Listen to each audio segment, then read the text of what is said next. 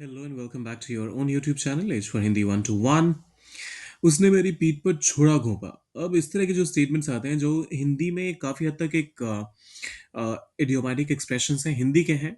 उनको जब ट्रांसलेट करना होता है तो कई बार तो आपको अलग अलग वर्ड्स का इस्तेमाल करना होता है और कई बार इंग्लिश के इडियम्स भी काम आते हैं। आज ये 8 स्टेटमेंट्स हम देखने वाले हैं, लेकिन उसके पहले सब्सक्राइब, लाइक और शेयर ज़रूर कर दीजिएगा। जब मैं ये वीडियो शूट कर रहा हूँ, सॉरी रिकॉर्ड कर रहा हूँ, तब कुल 996 सब्सक्राइबर्स हैं मेरे चैनल पर। तब 4 लोगों की कमी है। और खाली कल की बात अगर मैं करूं तो अप्रॉक्सीमेटली 2,500 लोगों ने मेरे वीडियोस देखे और उनमें से 87% of you have not subscribed it yet. क्या कर रहे हो? फटाफट से सब्सक्राइब वाला बटन प्रेस करो। करते हैं शुरुआत। उसने मेरी पीठ पर छुरा घोंपा। अब देखिए, कहने का मतलब तो ये है कि उसने मेरे साथ धोखा किया, उसने मेरे साथ छल किया। तो इसे इंग्लिश में कैसे कहेंगे? ही। और इंग्लिश में इसके लिए एक वर्ड है बिट्रे।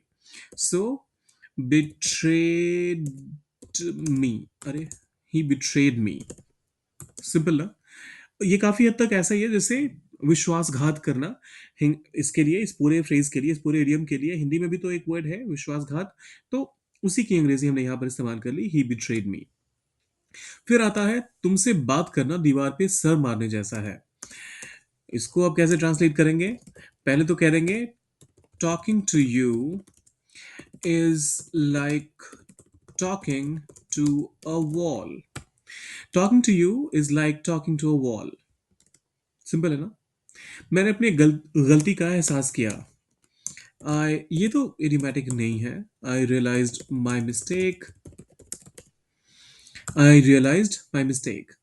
फिर आता है वह बिना मतलब का बखेड़ा खड़ा कर रहा है। मतलब ही इज, वो जो भी सीन है वो उसको अननेसेसरीली एक्सपैंड कर रहा है, कुछ और बड़ा करके छोटी सी बात को दिखा रहा है। तो इसके लिए आप कहेंगे ही इज, इसको बहुत तरीके से आप ट्रांसलेट कर सकते हैं वैसे तो। He is blowing it out of proportion. He is making a mountain out of mole. लेकिन यहां पर मैं कह रहा हूं creating unnecessary drama. He's creating unnecessary drama. He's creating unnecessary drama. मुझे उसकी बातों से चिढ़ हो रही है। I am getting annoyed उसकी बातों से, by his words. I'm getting annoyed by his words. वह मेरे पीछे पड़ा हुआ है। He is after my life. He is after me मत कहिएगा। आप चाहें तो यहाँ पर पीछे पड़ा हुआ मतलब एक ही चीज को बार बार कह रहा है, कुछ यूं ही, यही तो मतलब निकल कर आता है। तो इसके लिए आप एक और तरीका अपना सकते हैं। आप ये भी कह सकते हैं he is pestering me. So he is pestering me, इसका मतलब भी वही होता है। फिर आता है उसने मेरी झूठी तारीफ की। ही, उसने तारीफ की, गेव मी फेक कॉम्प्लीमेंट्स।